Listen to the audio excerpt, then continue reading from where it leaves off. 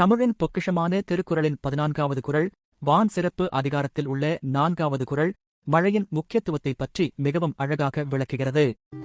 ஏரின்னொழா புழவர் புயல்னும் வாரி வழங்குன்றிக்கால்.